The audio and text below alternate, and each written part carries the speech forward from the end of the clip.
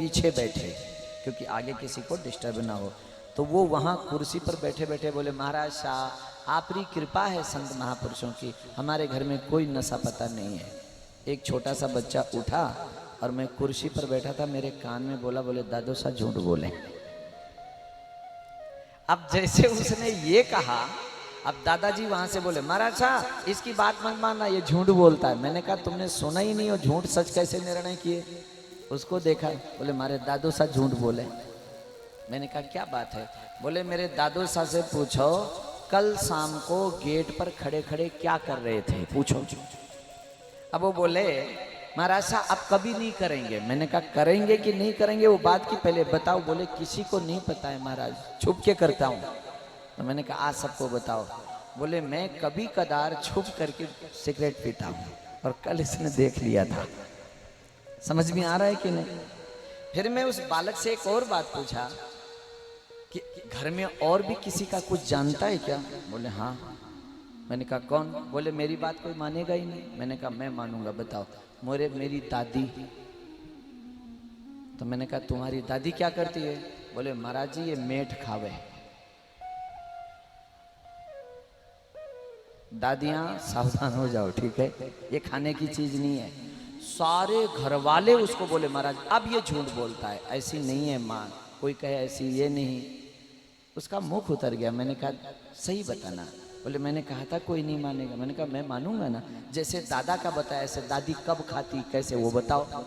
बोले हमारी दादी सोते समय रजाई में मुख ढक के खावे। क्या करे। अब मैं दादी को खड़ा किया, दादी रोने लग गई। मैंने कहा दादी जी सच्ची सच्ची बताना ये बात सही है। बोले हाँ बाप जी सही है, किसी को घर में पता नहीं है, ये मेरे पास सोता है और जब भी मैं खाती तो देख लेती है सो गया कि नहीं। एक दिन ये बहुत पहले से सोया था तो मैं सोचा गहरी नींद में होगा और मैं जार सोती और कट आवाज किया और ये जग रहा था और तुरंत बोला दादी कहीं खावे ला। और मैं हड़बड़ा के बोल गई छोरा ये मेठ है तू मत खा, और बता दिया आपको। तो आप लोगों को ये सब खानी चाहिए क्या। ये गंदी आदत है माताएं, इसको छोड़ दो। गुटखा सुपारी मेठ बरता ये सब नहीं खाते हैं। एक माता ने तो और हद कर दी, धोरे आई। उस समय मैं धोरे रहता था। जब ये सुनी तो आके क्या बोली, महाराज साहब मैं तो एड़ी चीजा खावा जब मैं पैसा को नहीं लागे। तो मैंने कहा भैया कहीं खावे। तो बोले मैं तो खोरिया खाऊं। खोरिया तो समझ रही है क्या। मैंने पूछा भैया कितनी खा जावे। बोले दिन भर में आधी ईंट तो खा जाऊं। अब इन माता राम को अगर घर में छोड़ दो तो ये बीता खा जाऊं, इतनी राक्षसी। फिर बाद में वो मैया मान गई, छोड़ दी। उसके बेटे से पूछा इतनी खोरिया खाती तो नुकसान तो नहीं होता। तो बेटा बोला महाराज जी बहुत नुकसान, हर 4-5 महीने में पूरा खून पानी हो जाता है, मेरे को दूसरा चीज कराना पड़ता है। मानती नहीं है, लेकिन कहने से मान गई वो माता राम, फिर छोड़ दिया। तो आप लोग इतना आदर करती हो, उसका फल होगा कि आप स्वस्थ हो जाएंगे।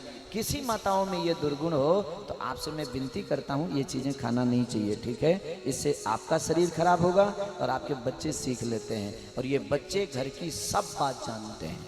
ध्यान से सुन लो।